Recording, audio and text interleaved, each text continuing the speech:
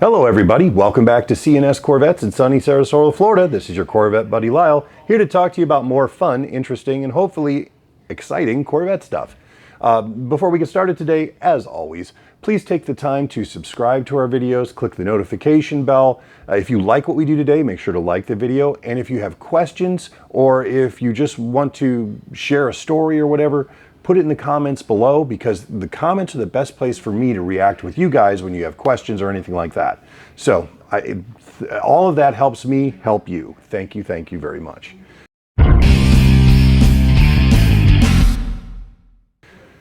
For today's video, I want to cover something that most people don't think about.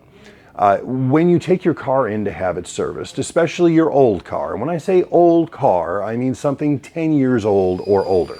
Now, we in the Corvette world don't think of a 2013 Corvette as being old. We think of a 1962 being old.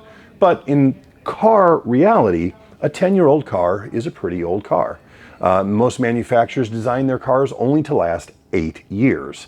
So when we make them live 28 years, there's going to be some resulting unforeseen maintenance issues and other things that we have to do to keep them going that long. So when you take your car in to have it worked on for a given job, you need your power steering leak fixed, or you need a new starter, or you have a suspension bushing problem. When you go to Identifix or you go to any of the labor guides that say how much that job should cost in hours, those figures are based on several assumptions that oftentimes do not apply at all to older cars. For example, if you bring your car in for a particular job and I go to the old labor book, it's actually a paper book that you open and you look down and you find the job and the car in this. So let's say they say for a 1971 Corvette to change out the power steering pump, just for whatever, is 2.6 hours. Okay? Now, 2.6 hours assumes a lot of things. Number one, it assumes, when they make these labor rates, it assumes that the car is basically new, that there is nothing changed on it, there's no rust, everything is just as it was the day it rolled off the factory line. It also assumes that this car is being worked at a fully equipped dealership. Let me tell you what that portends. So when you have your newer car repaired at a dealership, they have all the tools that they need, even specialty tools, to work on your exact car right there. They don't have to go looking for them, they don't have to buy them, they don't have to wait for them to be shipped in. Also, parts are all sitting there. When they go and they diagnose your car and the technician writes up his ticket on what he needs, he goes to the parts cage and the guy on the other side of the parts cage takes that ticket, writes it off and bills it to the job, and then goes back on the shelf and grabs him all the brand new original GM parts, boom, that he needs for that car. That's how that's supposed to work most of the time. It also assumes that all the parts are currently available because, again, this labor rate was established when these cars were new. It doesn't account for having to locate parts that have been discontinued or find original parts that work where the aftermarket parts don't, and all the time involved in doing that.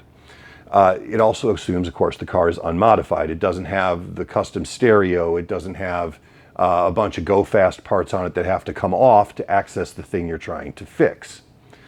Some of the other things that you find when you're working on very old cars is that when you get into it as a professional shop, there are certain things that you have to address. One of the most common ones on Corvettes is incorrect fasteners. What I mean by that is, let's say that you've brought your Corvette in because your driver's side window doesn't go up and down anymore, which means I have to pull the door panel off to access the power window motor and the power window actuator. And when I do that, I find out that this entire door panel has been held on by drywall screws and Tapcons. Yeah, Tapcons. So what that means is, before I can do anything else, I not only have to go get the correct screws to go back into that door panel as it was from the factory, all the holes in the door itself that those screws went into, when the screw was supposed to be this thick and now it was that thick, I have to go in and repair all of that, bring the holes, make them smaller again so that the correct screws will actually hold the door panel in place. Now, that isn't counted in the labor estimate, but it has to be done. I can't put my name or our name on a job that comes in that way. It can't go out that way because somebody someday is going to go, C&S Corvettes did this? No, no, no, no, no. This is part and parcel of dealing with old classic cars. Once you get into a job, one job can become 5 jobs that fast. That fast. And when it comes to things like the incorrect fasteners, wiring nightmares, especially on older cars, you don't know how many people have had their hands in that car. Shade tree mechanics, Uncle Billy, who used to work for the dealership, custom stereo people. My God, it's like they install these things with a machete, right? Scotch locks, all kinds of terrible things. Things that will literally burn your car down in your garage and kill your family. Wiring's bad to mess with that way. You've got a lot of aftermarket or custom parts. I did a video recently about the ignition switches on the C5 Corvette that are now being made in China that look just like almost the original ones from GM, but they don't work. I just had a gentleman here this week who had taken his car to GM because his car wasn't starting correctly. They put a brand new switch in, charged him a bunch of money and a bunch of labor time, and the car still wasn't fixed. So they brought it here, and Dr. Ray had a rebuilt, that he personally rebuilt, ignition switch original from GM, put it in the car, problem solved, customer happy, but he still had to pay GM a chunk of money to do actually nothing.